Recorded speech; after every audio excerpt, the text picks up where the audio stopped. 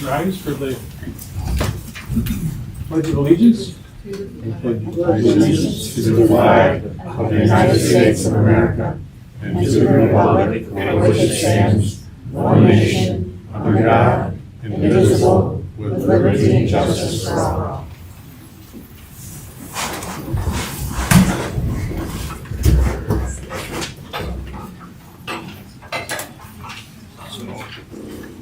First thing we need to do is, the next thing we need to do is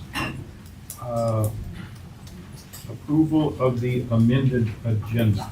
Can I get a motion for that? Yes, I will move to approve the amended agenda. Do you guys have your microphone there? Support. Can you hear me? There. Okay, yeah. Support. Okay. Any discussion on that? Hearing none, then all in favor of the amended agenda, please say yes. Yes. Yes. Opposed? All right, so we have an agenda. And the next thing up is we have a special presentation from Mark Frederickson of MDOT. And there's been a lot of questions and concerns pertaining to the White Lake Drive Bridge over US 31, so I invited Mark from MDOT to our meeting, and he's going to tell us what's going on. I would like him to briefly tell us what his position is there. I do know he's not the guy that can say yes, we're going to do it today. And then talk about the overpass, also speak about the US 31, the overpass over business route. And then talk about the business route, US 31, which is Colby Street and the Montague Whitehall Bridge. And so I'd like for everybody to be respectful. I don't want any anger here. I don't think there will be. And when it comes time for questions, you're technically supposed to ask questions through the board, but we'll get the idea. And I guess that's where we're ready to go. So this is Mark Frederickson from MDOT. Yes, thank you. And for reference, work out of the Muskegon Transportation Service Center, and we oversee all the operations on the trunk line roadways here in Muskegon County and beyond. You want to move the mic closer? I think it died already. I just turned it on and I don't see the green light. Yeah. Oh, there we go. Let's see if it stays. Okay, perfect. Okay. Hopefully that there I can. Yeah. See if it lasts. Yeah. Sorry. Try that. Yep, just died again. Yeah, it's not cooperating. I think we just replaced the batteries 2 meetings ago. Here, I'll replace while you. I'll talk loud to start with. Anyway. Hopefully everybody in the back can hear me okay. So the bridge was closed out of abundance of safety when the hole was discovered there earlier this month. Honestly, forget the date, January 6th, 8th, something like that, that first week of January. Since then, we were immediately out on site to ensure structural integrity, that there wasn't additional concrete that was loose or could fall down into traffic. That was the most immediate safety concern. We did investigate both the northbound structure and the southbound structure that carries White Lake Drive over US 31. Did not find any immediate safety issues that caused us to close any additional lanes of US 31 or cause any concern with the traffic on the freeway itself down below. Since then, we have been investigating the bridge more in depth to determine the degree of the degradation that we're seeing at this time. We have found subsequent areas of concern that has concrete that is weak and is potential to have similar concerns, issues as far as a breaking apart and becoming loose that we need to address before we can reopen the roadway. So with where we're at weather-wise, it's if this were happening 6 months in the direction and now, I'd have a much different rosier outlook for you. But the weather is a big factor for us here on what we can do, what we can get done on a daily basis. We do need temperatures above 20 degrees in order to pour concrete to ensure that it's sound and safe. There we Thank go. you. And that's really limiting how quickly we can get our repairs done that are needed. So with that said, we anticipate next week being able to get some concrete poured on the holes that are opened up on the northbound structure over the right lane that's currently closed. Once the concrete's poured, cured up, we'll be able to then move traffic on the northbound lane to the right lane, reopen the ramp, exit at White Lake Drive that is currently closed, and then address similar condition issues in the bridge in the other half of it. That is the western half that's over the left lane of northbound 31 down below. Timeframes for that, roughly 2 weeks for us to get this concrete in, get it cured, and then start moving traffic control. Again, all this is hinging on weather. If you tell me I'm going to be 35 to 40 degrees for the next month, we can get a lot more done.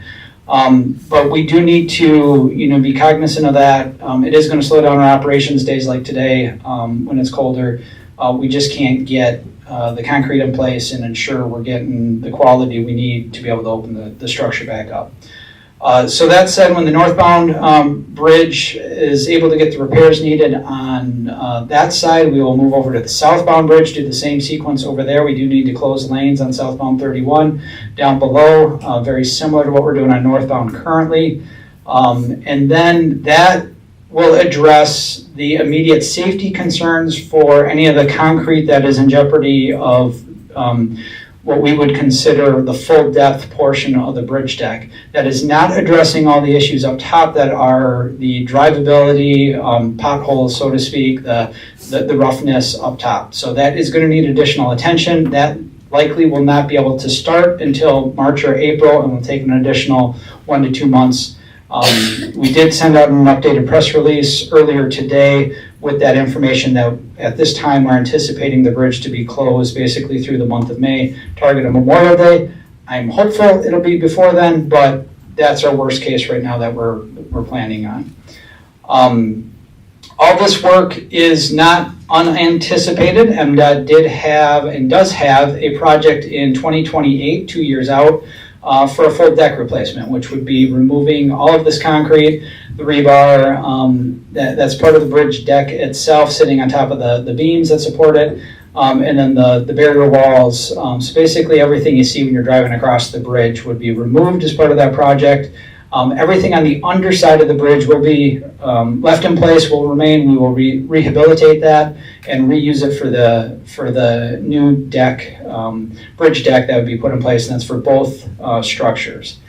With that time frame of 2028, I know there's been some comments and desires from MDOT, hey, can we move that project up? It is not able to be feasibly moved up to 2026. It's just not realistic at this time.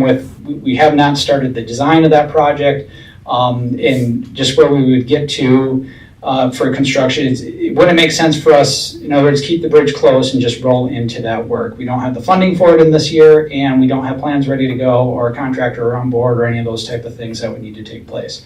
However, the 2028 schedule is being looked at if we can potentially move it up to 2027. So no promises on that. We're looking at it. Part of why we haven't made a decision there yet is we still have not fully been able to look at both bridges to identify just what condition they are at. We have certainly looked at it from a safety standpoint to ensure that it's safe for the motoring public traveling down below, but condition-wise, how much work it needs today versus how much work it needs a year from now, 2 years now, we want to be the best stewards of taxpayer money to ensure that whatever money we're putting at it today to keep it open and get it reopened isn't going to require us 3 months from now to close it again to do more work, 6 months from now, whatever it may be, but at the same time, the work we're doing at it now needs to be warranted to get us to that bigger project that can address the concrete issues that are related to that. I think I covered everything on that bridge. Do you want to go questions there and then talk about the other bridge? Do you want me to give an update on the other one first? Preference? Maybe questions on this one? I'll start out. I had somebody asked me this morning about when the bridge is totally replaced. Are they going to make it wider? So I had noticed that it's kind of narrow, but they said it's like impossible to safely walk or ride a bike across. Yeah, so because of this, again, this all goes back, and I'll just take a step back briefly. The project that's coming to address this, the deficiencies in the bridge deck, we are limited on the funding and how much money we have available, and that's why we're not doing a complete full bridge replacement, which would be new piers, new abutments, new footings, new beams, everything. So we are salvaging roughly 60% of the bridge, reusing it, replacing the portion you're driving on. And it is, a reduced fix, obviously, compared to something brand new. Because of that, we are limited on what we can provide up top for increased widths. There is room to gain more, and going back to what I said earlier, where we haven't started the design phase, we don't know to what degree we will be able to gain more. That's going to be dependent on our bridge designers designing the new bridge deck, the weight of it, how much overhang we can have on the existing beams for the bridge. We do know we will gain some because of the style of railing that is on this bridge. It is wider than our current standard, so we know that'll gain us roughly a foot to 2 foot on each side. So there will be additional room. The exact dimensions, what size, are to be determined until we get through the bridge design portion of the project that'll be coming up here. And for what it's worth, that bridge design work was slated to start this spring anyway. And again, going back to our desire to try to look to move that construction to 2027, that the hope is we can get the design phase completed sooner than we originally anticipated, maybe roughly 9 months from now type thing, and we would have a better answer to those questions at that time. Anybody else have questions for Mark? Yeah. I'm questioning why you cannot get off at White Lake Drive going northbound to go east, because it's prior to the bridge. I mean, I don't live there, but it just seems to make sense that you should be able to get off. Yeah, and thank you for that. I didn't mean to touch on that earlier. So that ramp, similar to the Colby ramp here on US 31 northbound, they're very tight, what we refer to as a tight loop ramp. It's low speed to make that maneuver. And we do, engineering-wise, build a deceleration lane into that ramp. And that deceleration lane, both for Colby, which is 31 goes over Colby, but here at White Lake Drive, 31 underneath, that extends beneath the bridge and beneath the portion that we have to have closed, which means that if we kept the ramp open, we would be deficient in the length of room we're providing a vehicle to slow down to make that exit. So the concern there is somebody that needs to exit there, if they don't realize that they need to start to slow down sooner because we can't provide the necessary space for them, they'd be going too fast into that exit and then potential for loss of control. Certainly with the component of when this happened, the first week of January, and we did have a window there, fortunately, where it wasn't snowing. We got our traffic control out there, but we knew snow would be in the forecast. We didn't want to compound trying to figure out a way to keep the ramp open. Knowing that winter weather was going to provide even worse driving conditions. I mean, it's already unexpected. You don't expect lane closures in Michigan in the winter. We try to avoid them at all costs for numerous reasons, but we didn't want to keep that ramp open and risk the safety of individuals, and instead made the decision to keep it closed. We did anticipate originally that it was going to be a shorter time frame. Mother Nature did not cooperate in minimizing that piece of this, but again, as soon as we're able to reopen that lane, we will reopen that ramp and allow that movement. Certainly anybody trying to go west is still going to need to use an alternate route. MDOT will be continuing to sign it as it is today up to Colby, and then to come back down southbound to exit at the White Lake Drive on the southbound side. Yeah, you're welcome. Anyone else? This is maybe a little off. Lakewood Road overpass. Yes. The northbound US 31. It appears to be similar in dilapidation, maybe. Along with that, is that also a Class A road? I don't know the answer to the Class A, and I apologize for that. It does fall under the Road Commission's jurisdiction for their upkeep and maintenance on. So I'm not sure where it fits on their classification. As far as for MDOT, all of our bridges, whether under or over, the freeway portions, we maintain those. We're responsible for those condition-wise.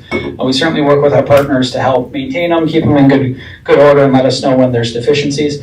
I will say everything on US 31, the freeway section from Muskegon north is all the same vintage, all built in the 1960s. I don't think there's a single bridge out there that's got a different, start date, so to speak. Certainly different years slightly, but they're all 50 years old roughly or older. So yes, condition-wise, they're all very similar. We have certainly been on different bridges at different times with work. We've got more work coming up this year. We'll be out here on these bridges, getting them back into good condition as we can, as the funding allows, and the challenges that go with that. At one time, Lakewood was actually packaged with this job, and it was a bigger package. When we came out of COVID and the pandemic and prices went kind of haywire there for a few years, we did have to scale back some things, and that was one that was pushed further out. I'm not sure if Lakewood currently is programmed work for us in the next 5 years. We do have what we call our 5-year call for projects on our MDOT public website. You can go out there, check it out. Any bridge, any work, road work, bridge work, anything on the MDOT system that is planned in the next 5 years is posted there.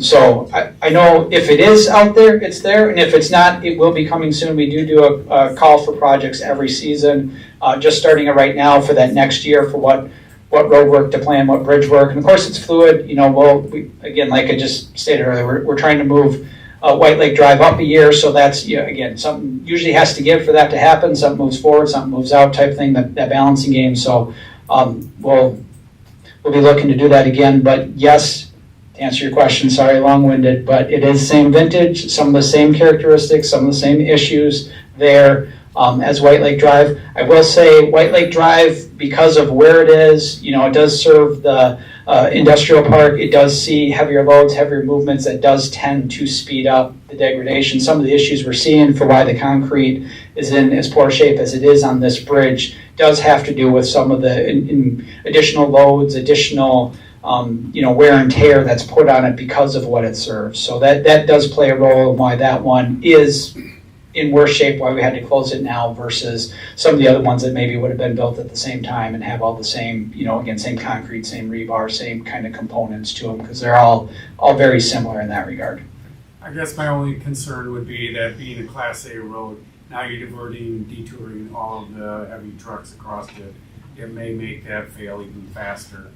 Yeah, and we are aware of that. And even when the project comes in 2028, or if we're able to move it earlier, we will again be in the same situation we're in right now as far as the bridge is closed, the work's ongoing, so there's a detour route. So we're gonna have that same, we're pushing that traffic that way, and again, we're increasing that loading, so we're increasing the likelihood of seeing that deterioration speed up out there. Thank you. Yeah, of course. Any other questions concerning the overpass? Okay. Then maybe the business route through town and down to the bridge. Yeah, so I wanted to touch on the bridge that carries the business route over the White River. So as you may recall, back in the 80s, we were out there with a new bridge surface there. We did kind of a similar project as what we're proposing on White Lake Drive, as far as we did reuse some of the components for the bridge that are below it, structurally hold it up, the piers and abutments that are out there. We did widen that bridge at the time, so it does have some new features out there. It's a little bit of more of a Frankenstein, so to speak. One of the things we didn't know at the time, just as an engineering industry, we refer to them as a box beam style bridge, which means each beam is the shape of a box. And you're driving on the beam when you're driving across that bridge. There's not a separate superstructure, separate deck on top of it. So what you're driving on is what's supporting you. One of the great things about that, they're cheap, they're easy to install, they're easy to construct, and they were very popular in the late 80s, early 90s for that reason. One of the things we've come to find out since is that they do not perform real well in ice and snow country, because the joints between the box beams are susceptible to getting the salt water trapped, and the same issues we're having on White Lake Drive, as far as it causes concrete to deteriorate quicker than we would otherwise like and anticipate. So because of that, we know there's condition issues out there that, while they're not necessarily showing up in any kind of driving surface way. It certainly, if you were out there looking at it, you wouldn't think there's any immediate concerns, like you would see at White Lake Drive, for example, where if you were out there last summer, you knew that bridge needed some work. But on that, it is requiring us to take a look at when is MDOT going to replace that bridge. It is going to be coming sooner rather than later. Rough timeframes, 10 to 20 years is what we would anticipate for the service life remaining on the structure as it sits today without any additional work to it. So we will be looking at whether there's a short-term project needed to push that, extend that time frame out, or if there is funding to allow for a new structure to be built. Over the course of the last year, we have been doing what we call an early preliminary engineering, or EPE phase. Basically means that we're starting the design process ahead of time without any kind of budget or any kind of engineering done to determine the structural size or anything like that. But it is basically a feasibility type of study to help us gauge concerns that are unknown at this time. Things I'd be referencing in that regard would be the soil conditions, how a new bridge would be supported there, whether it be pile driven, which requires piles. Typically in this kind of poor soils, you're trying to get down to bedrock and things of that nature. There's things called micropiles, which is a newer technology that can support structures. And obviously each one of these comes with different costs. Each one of them have different areas where they excel for certain surface conditions or soil conditions. There's certainly environmental concerns and issues here when it comes to how Lake Michigan interacts with that location, what it means for the cycle of the Great Lakes and the ordinary high water mark, and even what we've seen 6-7 years ago here when it was high water into the business realm. We had to close the structure down because of how Lake Michigan was at all-time high record water levels there. So there are some things there that we're trying to identify right now. There's also the impacts of the road itself, which floods, and maybe the bridge doesn't, but we want to address all those things with the project in the future. So at this time, we're still in that investigative stage. We're trying to determine a funding, parameter, likelihood for what costs would be out there. The desire is within the next 6 months to have a better handle on that and look to see if there's a funding opportunity, maybe in the 5 to 10 years out type time frame before that, 10 to 20 years of what we believe service life is remaining on the structure, but to be able to program a project. Once we do have a project program to commit some funding to it, start the design, and this is maybe 2, 3, 4 years from now, at that time we would be having more intentional conversations with both the City of Whitehall and City of Montague in determining your needs as communities. There's been talk about road diets or reducing the number of lanes out there, how the non-motorized portion of the roadways used through there, things of that nature, and not just the bridge itself, but the connecting roadway on either side at the way it interacts with the two downtown communities. So nothing MDOT's doing at this time will prevent or preclude either municipality or locals from interjecting later on when a project is formalized. This is simply MDOT trying to get a very back of the envelope, so to speak, estimate for where we're at cost-wise, so that we don't under-program a project thinking something's going to be 20 million, and it turns out it needs 40 million, and we've got to delay the project and look for more funding. We want to be assured when we start this project that we've got a good number and that we can commit to it right out of the gate. Okay. Anybody have questions on that bridge? I don't have a question on that bridge. I have a question on the bridge in town here in Whitehall that goes over the old... the old rail trail. Yeah. There's a significant crack in the concrete on the north side. Okay. And I just didn't know, you can see it when you're walking down the rail trail, and I brought it up to our previous city manager a couple of years ago, and he said it wasn't our responsibility.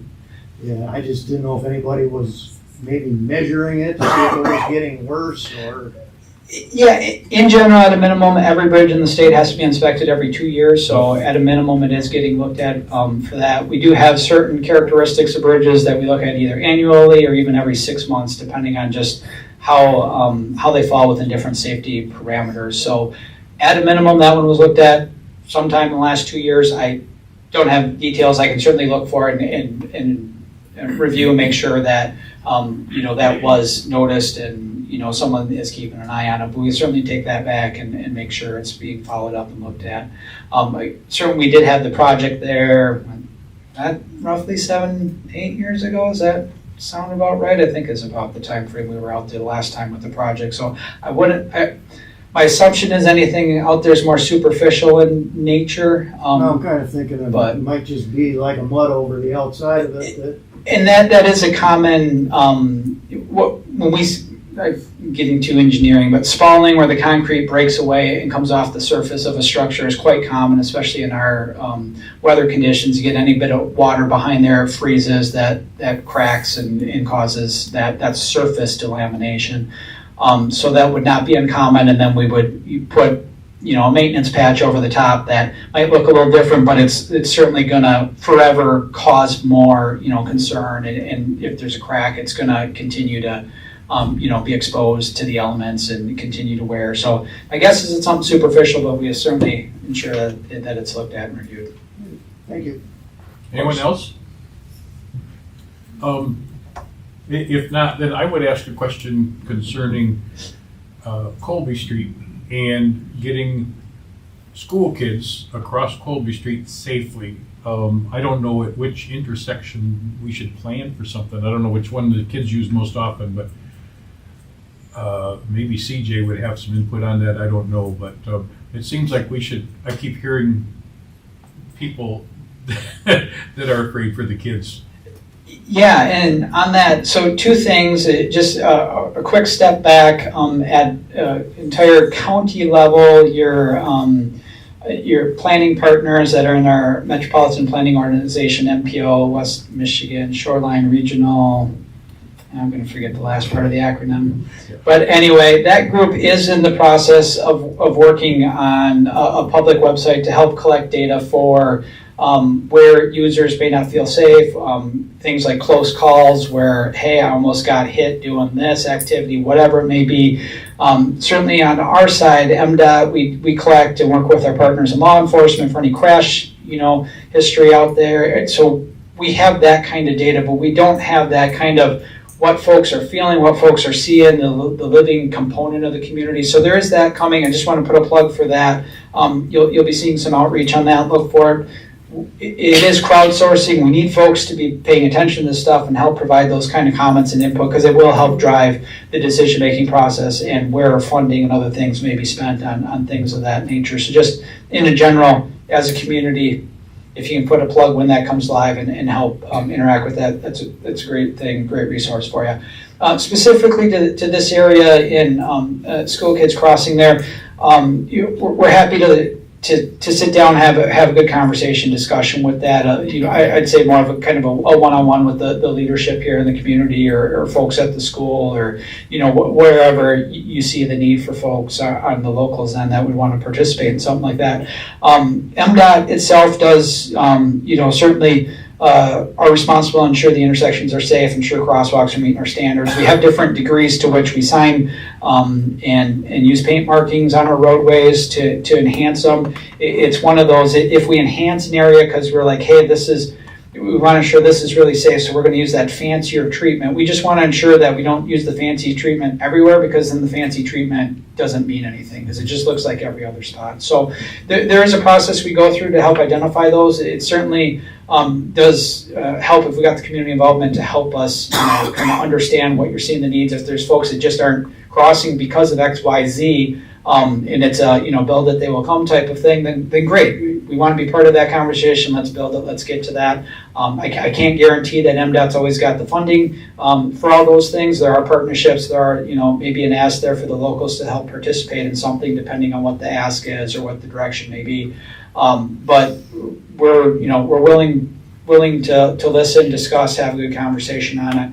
Nothing's a no in our book. We certainly need to have the justification to get the yes on these type of things, but again, we want insurance safety, ensure consistency. We don't want one community doing something that's completely different than another and that driver expectation be off.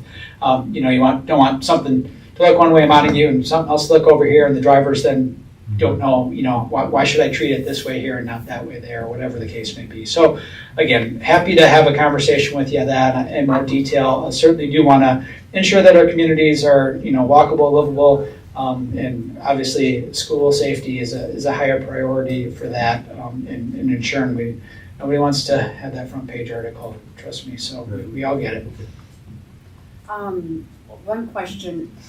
I don't know if maybe CJ knows this, but there used to be a crossing guard at Elizabeth. Do you remember that? In between the buildings? No, Elizabeth. No, I used Street. to be one at Colby Street. Yeah. That's where there used to be a crossing on Colby, Elizabeth. And there was a crossing guard.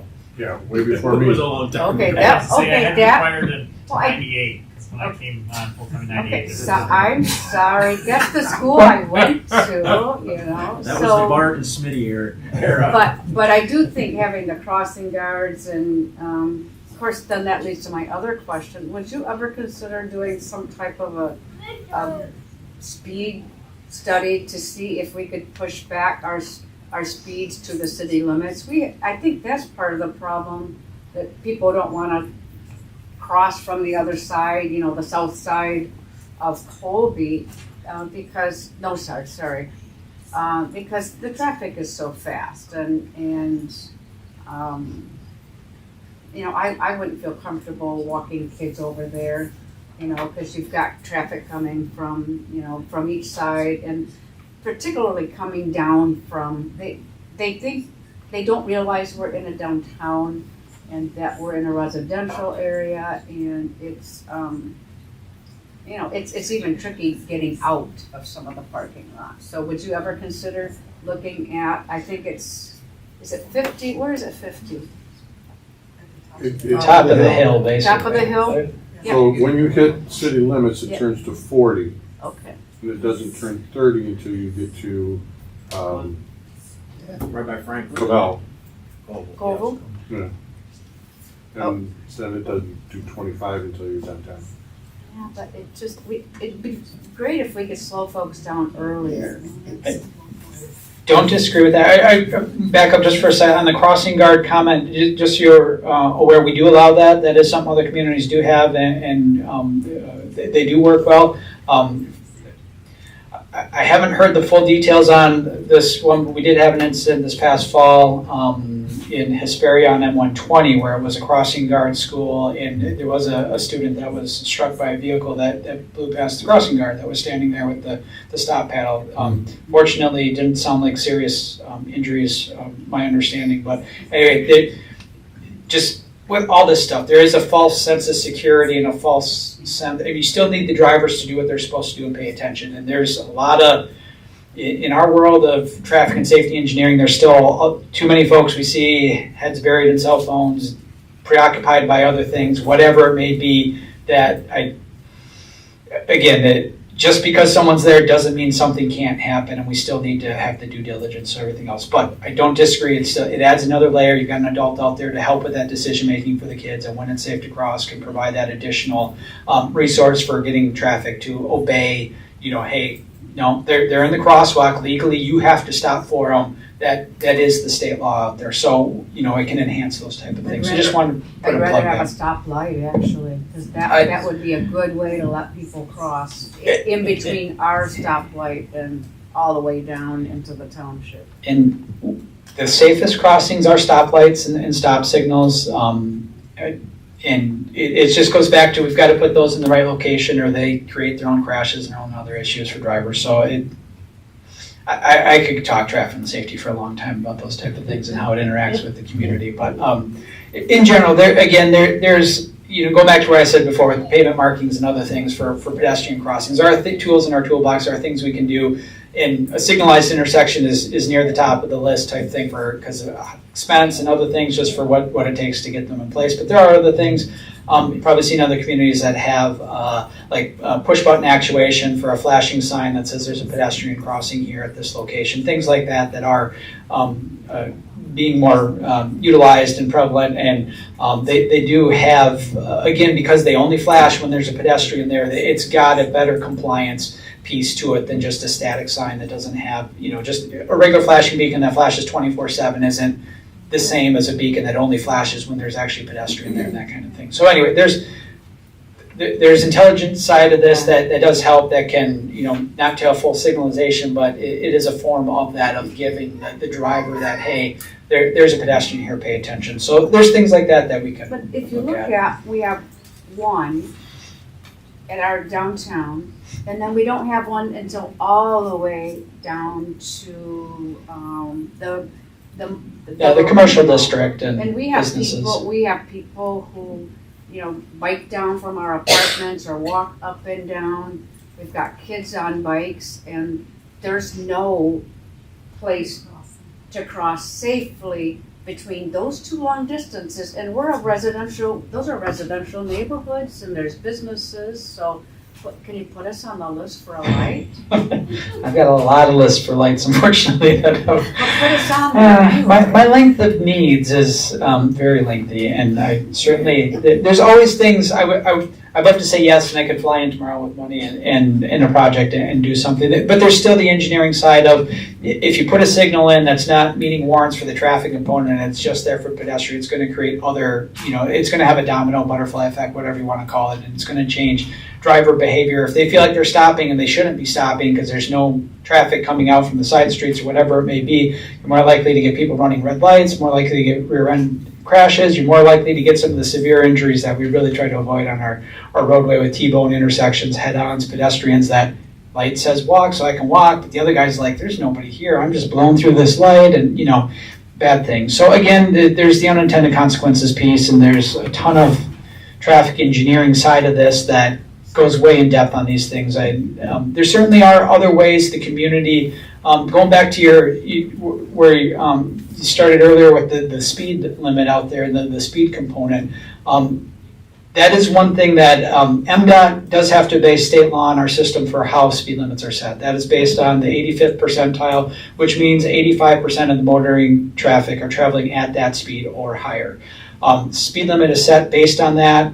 There was some recent language in the law that was changed here roughly a year ago that gave us a little bit more wiggle room with how that 85 is determined. But at the very high level of this, 99% of communities, your folks are driving faster than that speed limit, at or above already. And the likelihood of reducing a speed is almost unheard of in the state. It's very difficult to do.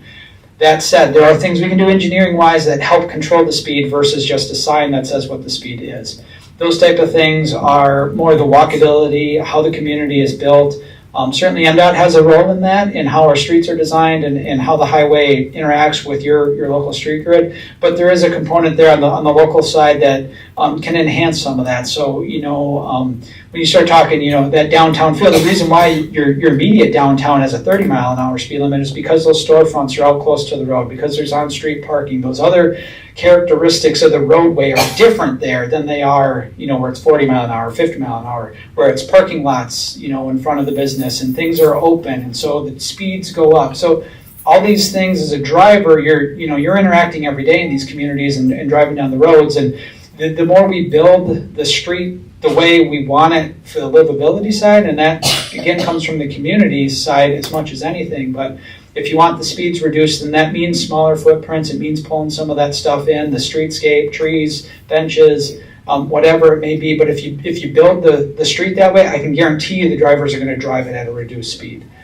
But I'm in a double-edged sword where me, MDOT, if I go rebuild that road tomorrow, I've got to meet the current speed limit because that's what it's set at. So and we're working through that. There are some things organizationally, statewide, some best practices, even nationally, to help with that kind of the change in philosophy, because it is a different approach to how we engineer and design our streets. But it does take a fairly substantial cost commitment to start talking about changing the infrastructure, where the curb line is, how wide the road is, where benches and streetscape and all those type of things are. So there's ways to get there, and I encourage you as part of, long-range planning, as part of, those different activities that the city leadership does to get that recorded, work toward those goals. Certainly MDOT, the MPO can help with those type of things. There's resources out there we can provide to help toward those things. And when MDOT does have project coming through the community and funding, part of our good stewardship is to ensure that project is meeting your needs best we can, and we want to work toward those same type of things. So anyway, I feel like I've been talking for a while now. All right. Any one last question? I guess not. So I'll say thank you very much, Mark, for coming in and Of course. And I did helping want us get through this. one quick thing, sorry, Tom. Anytime, happy to come up here, answer questions via email, get a hold of the board, they can get a hold of me, we can get answers out there. We want to be transparent what we're doing out there and what we're providing. I will certainly provide updates to Tom to disperse for anything that may change on our current schedule or when the bridge is going to reopen, some of these stage changes that are coming up. So we'll make sure we're, getting the word out, and so you guys aren't surprised by something, but hopefully spring is quick to arrive here and we can speed up some of our things and we can get that open before Memorial Day for you. But in the meantime, I appreciate, share the frustration, understand it's frustrating, and again, appreciate your understanding, and thanks again for allowing me to have a few minutes here tonight. Thank you. Okay. So next thing we have on the agenda is the public hearing. And Dan, did you want to talk to that? I'm not quite sure if we need to have a motion to go into a public hearing or anything. Yes. We do. Yep. Okay. So do I hear a motion to go into a public hearing concerning the application for commercial rehab exemption certificate for Jeremy Garcia, and that pertains to the Lands Inn. Lakeland Inn, excuse me. Lake Inn. So moved. Second. Any discussion pertaining to going into the open session? I have a question for Dan to clarify for myself and anybody else that might not know. This is gonna be taxed at what it was sold at, correct? Yes. And then what the exemption is for is anything that is put into the property on top of that. Right. Okay, so we are still gonna be collecting taxes. It costs us nothing. Yeah, okay.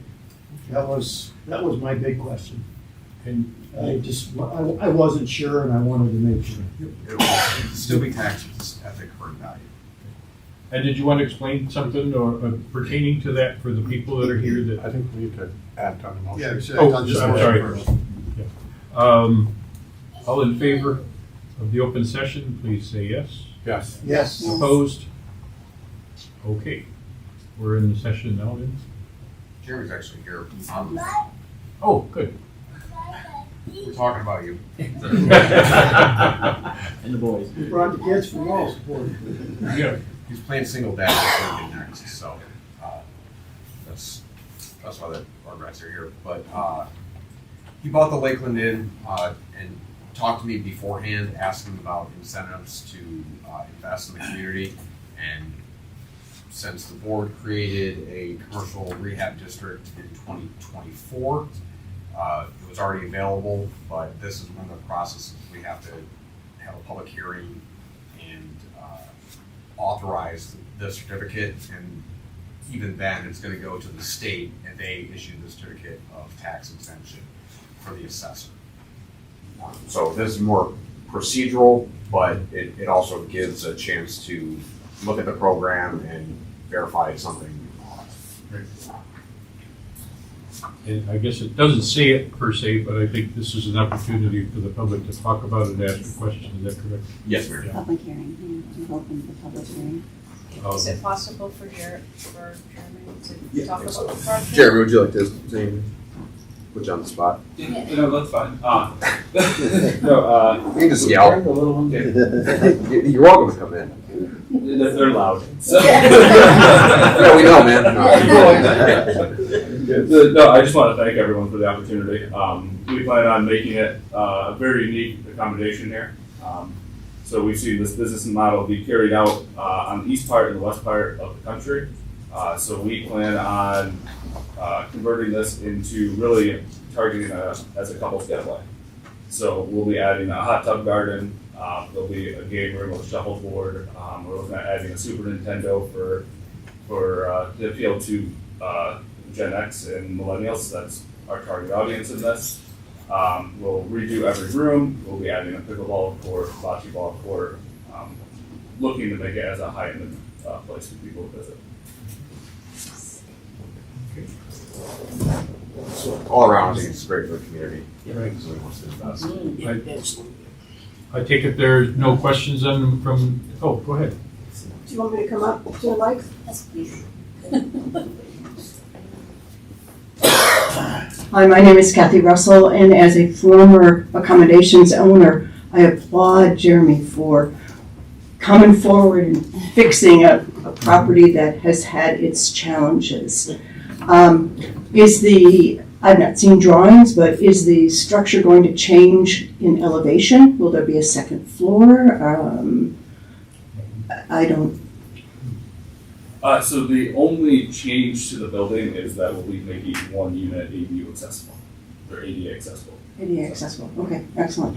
But I think from our city standpoint, the change in ownership and the focus is nothing but positive. So, thank you. Seems like a win-win. Anybody else? Frank Hollister. Opportunity to address a problem. Of the 3 motels within the city, Maple Tree, White Lake Cottages, and Lakeland, with many units, none have accessible offices or rooms. If a person with a handicap wants to stay in our area's motels, he must seek a room either in Montague or at the Wintergreen Inn or outside the city limits in Whitehall Township. Americans with Disabilities Act was passed over 35 years ago, yet our local motels have ignored the law and practicality. Having accessible accommodations would satisfy the federal law, as well as giving a wider audience a chance to stay in town to enjoy our many assets. When a local motel owner seeks permission to remodel, it's a perfect opportunity to teach or remind the owner what ADA requires. State law may also require accessibility. In an older facility, it does not excuse the owner from ADA compliance. Lakeland new owners seeking tax relief to assist them in their remodeling plans and the associated costs over the next few years. That's what's going on with this. And it sounds like they already have a good plan of making an accessible unit. And if so, that is super. It will help the city get into the 21st century. If the city is planning to provide some tax break, then what a perfect time to tie accessibility with a remodeling permit with the tax break to make sure that they follow through with their good intentions. By the way, the federal government has been providing tax credits for owners doing remodeling for making accessibility for several years. I've taken advantage of it myself for my units. The city has already utilized Disability Network West Michigan in the past, I believe, perhaps when you were mayor, perhaps to review city properties for accessibility. And thank you for doing that in the past. Disability Network has experts on ADA and are glad to help the Garcias or anyone. It's a tax-supported independent living center supported by our local, I should say our state and our federal taxes. Please don't pass this opportunity to correct the problem, and perhaps a tax break of some sort would work to help correct the problems at the other 2 motels. If not, if you can be thoughtful and figure out how you can educate and persuade the owners of those other 2 places to make an accessible unit, I and other folks with disabilities would appreciate it. Thank you. Thank you. Anyone else? All right, then I would look for a motion to close the open meeting or the So moved. public hearing, excuse me. Second. Okay. Any discussion on that? All in favor of closing the public hearing, say yes. Yes. Opposed? Okay. Next up then is our consent agenda. I'll make a motion to approve the consent agenda as submitted. I'll second. Okay, any discussion on that? I have a couple on the minutes related to the senior advisory committee. It is a senior advisory committee. It's an ad hoc one that was convened. And Brenda, maybe if you take a look at the memo, because I have been giving a lot of reading material to the council, and this basically said that the committee did not come to consensus. We had a number of emails. There were some requests, to be fair, to meet, but it just seems like everybody's positions were fairly well established, and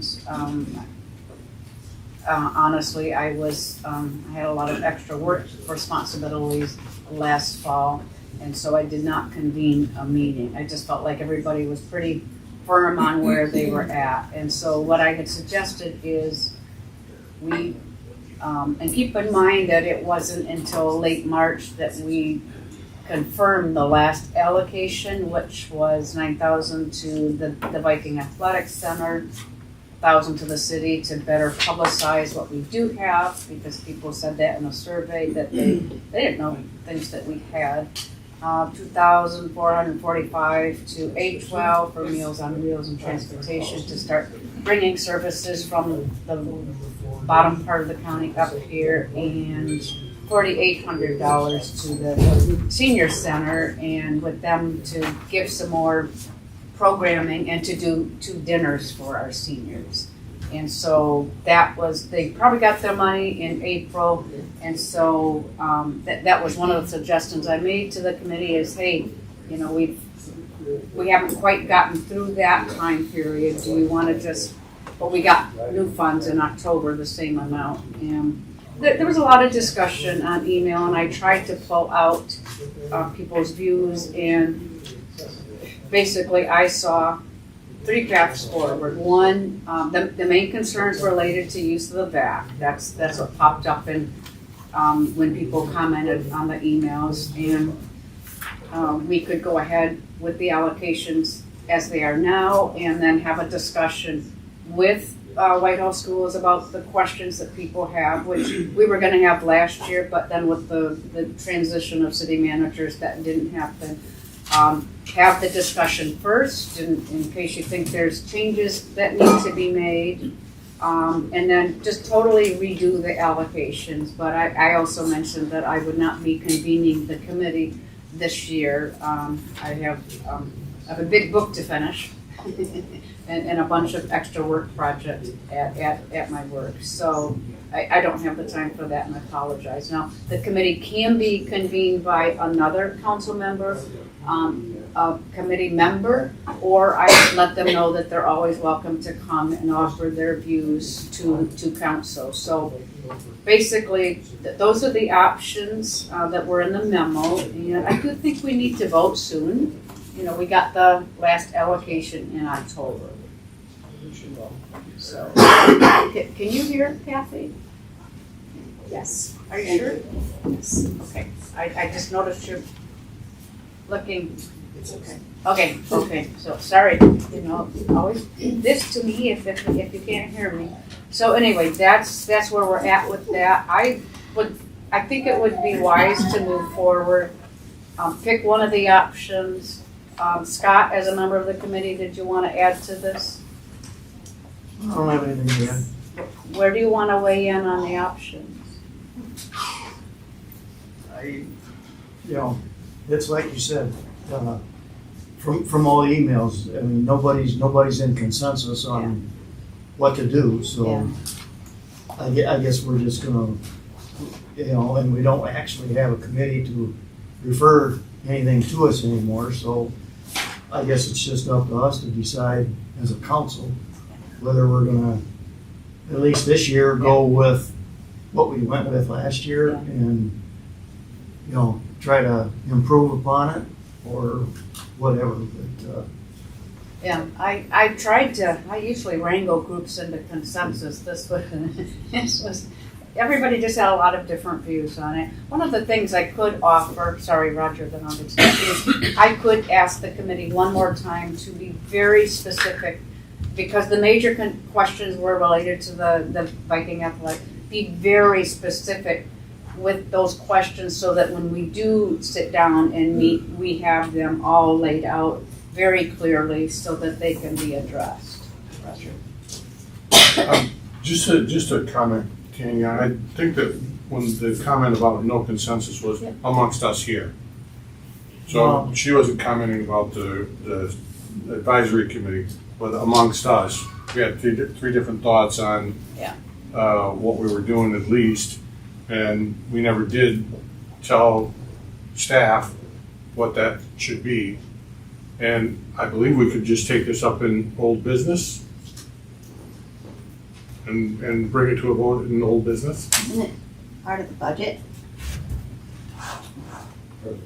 Well, we're on a different budget session. We have the October to October that we get it from the county.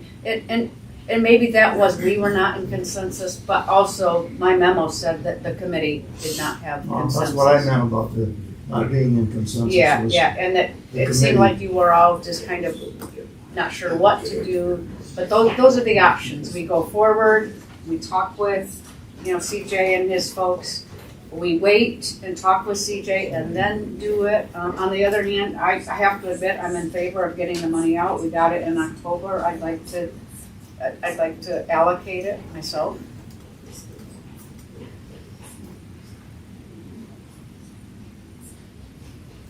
What was the consensus on whether we're allowed to do anything at old business? Well, I think it's fair to bring up an old business. I would be bringing it up in old business. All right. Any other discussion on the consent agenda? Yes, I have one question. It's on the accounts payable, and it's not a specific item other than, I would like to know why the cost for the BLT lunch is charged all to Tifa and not equally divided between Tifa, LGFA, and Brownfield. I have no idea. We'll rotate. Yeah, I don't know. Just why I'm asking is, I mean, Because they have the most when money. we do an audit, we break up the audit between all the, Yeah, they have the most money. It's a good reason. I figured that was part of it. Cheers. That's all I have. Nothing else? All in favor of passing the consent agenda? Say yes. Yes. Opposed? No. I mean, say no. I'm a yes. All right. Next up is messages from the mayor and the council and the city manager. The only thing I have to pass is we did win a grant for $50,000 from the state. It's a grant to help us get grants. No, it's $50,000. It's called the Pre-Development Accelerator Program. It's a pilot program by the state. Kim Sear came and talked about it one day, and I applied for it that week, and we got selected. I just owed them some information, and we were initially selected. So it's good news. And it'll help me pay for the assistance I need for the EDA grant that's gonna equal like $2.5 million. So it's helping me apply to that grant that I'm already in the midst of applying for. because there's additional requirements that the federal government requires, so we're just gonna use this money to hire someone to help out with that. Make sure our ducks in a row. So, good news. Jeff, you got anything tonight? I see the sidewalk buggy going around. They're doing a real great job. Looks like he's having fun doing it. So, got his headphones on, he's bopping around. So, that's up. Again, roads are getting done. I'm glad. We're getting a lot more snow, a lot of cold. We all know how that works. When it gets too cold, the icing doesn't, or the salt doesn't work.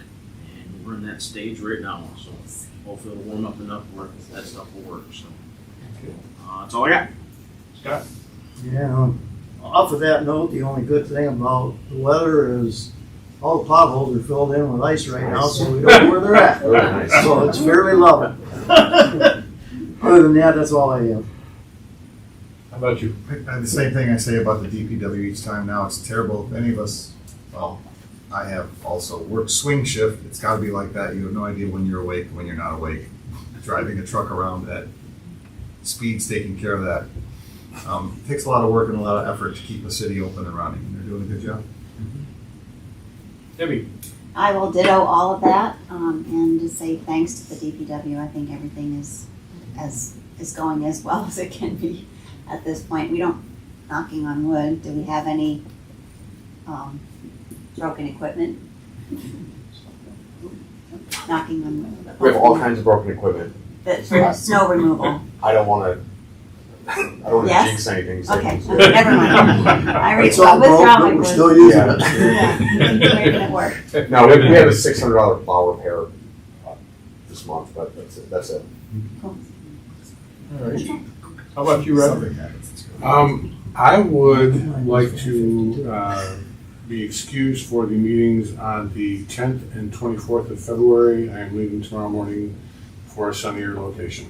So moved. A right to retirement. Oh, that's a kid. I so second that. We don't have to vote, do we? Do we have to vote? Yeah. Okay. All right, all in favor of excusing Roger for 2 meetings, say yes. Yes. Yes. And opposed? Does he have room in his vehicle for a person and 3 dogs? Yeah. Wow. No. One of them's little. The person or the dog? You want to get a word in edgewise all the way down here. All right then. So I think we're spontaneous. Oh, you forgot about me, way down here. Okay, quick one. Dan, we put in the budget a little bit, a pot of money for grants, to hire a grant writer, just a little bit, and council decided it was gonna be for energy efficiency, so like one of those things on the list from Restart, okay? It's a little bit of money, but we're supposed to use it for that, okay? All right. I mean, well, it's in the budget, you gotta use it. I know, I'll keep bugging you on that. Ditto on the roads, March 23rd, the senior dinner, we've decided on that. It seemed like that was what Christie had suggested, and it seemed like everybody on council had agreed to that as well. Pardon? It's a Monday, right? Yes. Okay, it is a Monday, 6 o'clock at the senior center. Brenda, I'll redo the news release if you could get that out like fast. And then to any newsletters, social media. RSVPs are needed because she needs to know how much food. It is free for seniors in the city of Whitehall over 60, and if you're not 60, if you're under, you can pay $10. So, but she did say Dan could come for free, so. Wait a minute, not all of us are 60. Yay. Then you have to pay. Okay. And I was hoping to see every city council member there, because this is a tangible, you'll see a tangible benefit of the money, okay? Christy's a great cook. let's What see. time, Danny? 6 o'clock. And then, yeah, the food is good. Our attorney can come as well. But, I am over 60. You're over 60, but do you live in the city of Whitehall? I do not live in the city. I think you have to pay. I would pay. It's worth it though. I'd make you pay. And then just one last one, I think I mentioned this before another time, but if we could routinely push the warming centers in our area when it gets down to these temps, like, so, a lot of governmental units put out what warming units or centers are in their community. If we could do that on a regular basis, I think that would be a good idea. I should ask Mark if I talk too much, huh? You got the gift. What did you say? I'd like to introduce myself. My name is Thomas George. I'm the Vice President of the Senior Center Board. And we always enjoy doing things for people in the community. And the Senior Center, even though it is located in Montague, it is the White Lake Senior Center. And it's a good system. We're always trying to come up with new ideas for people. We do a lot of functions for them. We got, you can come over there and play Pickleball. no, not with pickleball. Bingo? No, well, they've got, you sit in a chair and you shoot a basketball over a net. Oh, cheer volleyball. Yeah. And that's a lot of fun to watch those old folks do that. I'm one of the old folks, I won't do it. And so I just thank you for your support of our senior center over there. I know Christy's looking forward to put the dinner on, and I am too. Thank you. Thank you. Thanks. All right, and for my part, I don't really have too much to say. I wish the fish were biting in White Lake so we get more people into town spending money. Fish haven't been biting at all. But the streets look good. You're in the wrong spot. So, next up is public comment. And you already got your time in. So if anybody has a comment at this point, 3 minutes. Oh, sorry. Let me know if you can't hear me. Hi, I'm Chris Billy. I live in the city of Whitehall, and I'm also on the board of the White Lake Association, and that's what I'm here to talk to you about today. First of all, thank you again for supporting us last year with the Smart Buoy, enabling it to have the public portal 24/7. People could see weather, they could see water data. We've talked to you about it again. Hopefully you'll do it this year again and help support the portal that's out there. But the reason I'm letting you know is a new YouTube case study video just came out a couple days ago. And it is about the Smart Buoy. And it highlights the history of White Lake Association, the involvement of the history of White Lake itself, then the White Lake Association. It talks about the current and future Smart Buoy capabilities of what we're doing. And if you'd like to see it, it is on the White Lake Association. There's a link there. We've also put it on the Chamber of Commerce, so it's available there. And if you just want to Google it on YouTube, it's White Lake is clean again, so why are we still watching it? It's a good watch, and it's interesting, and it has a lot of local people in it, so it's good. Personal note, if you're talking about old business, I go to a paid class twice a week at the VAC, and I personally observe lots and lots and lots of seniors enjoying themselves there. So thank you for giving that opportunity, and I hope you give it again. Okay, thank you. Thanks for your comments. Anyone else? All right, then we move on to old business. I would like to make a motion that the council designate the senior millage money available to us in the following portions.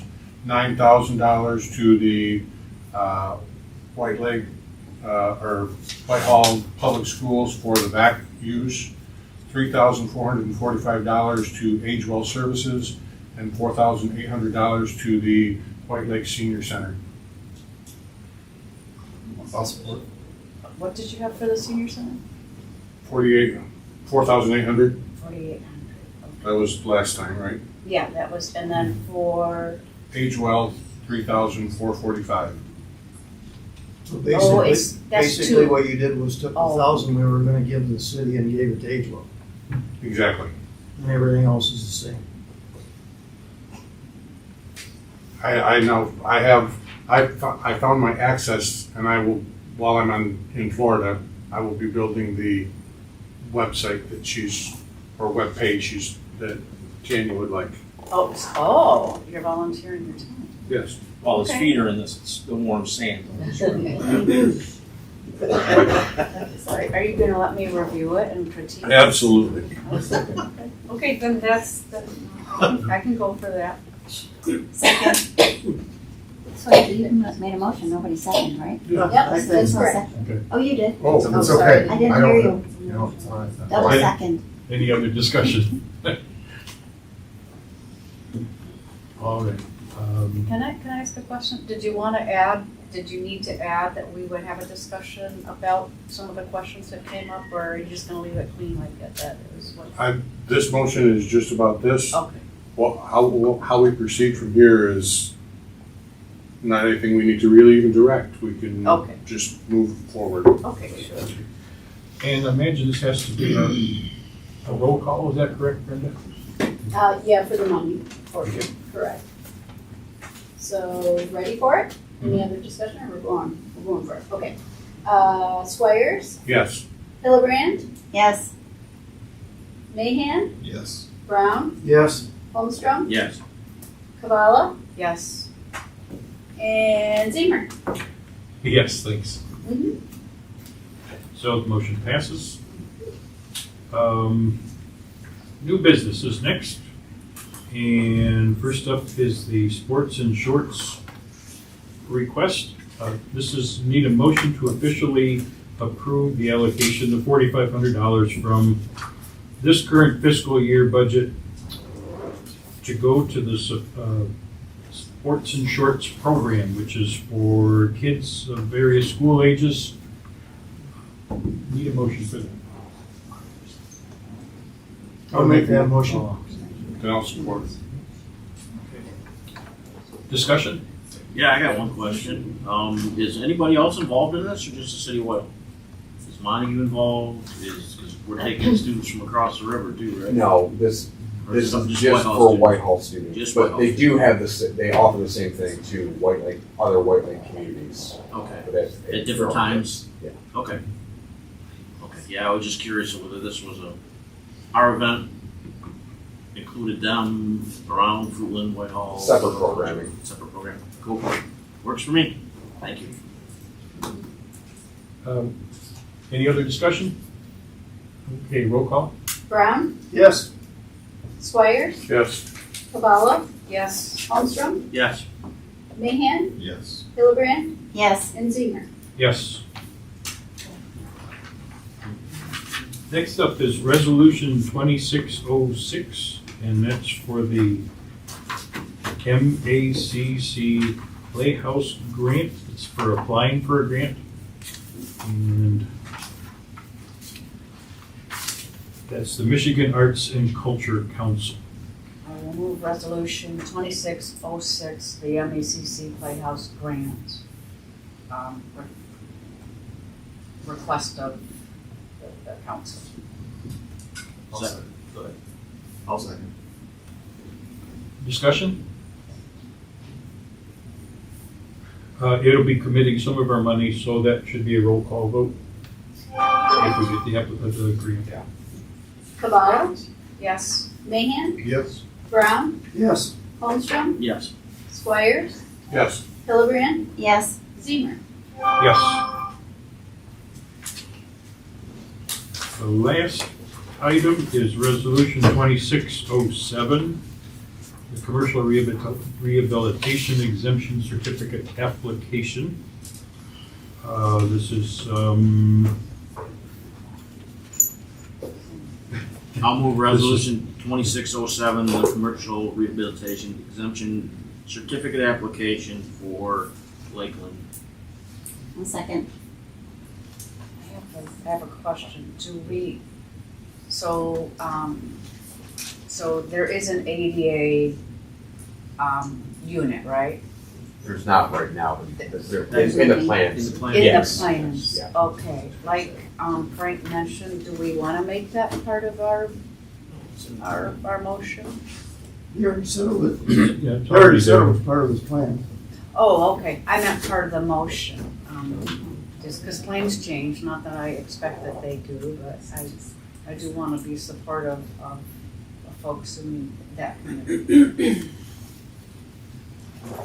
Any other discussion? All right, again, it's a roll call vote. Holmstrom, Yes. Hillebrand, Yes. Squires, Yes. Kabala, Yes, Brown, Yes. Mahan, Yes. Zemer. Yes. We have our second public comment period now. Anybody that would like to speak? You got 3 minutes. And otherwise, it's time for adjournment. So God bless America, and we're done tonight. that was a good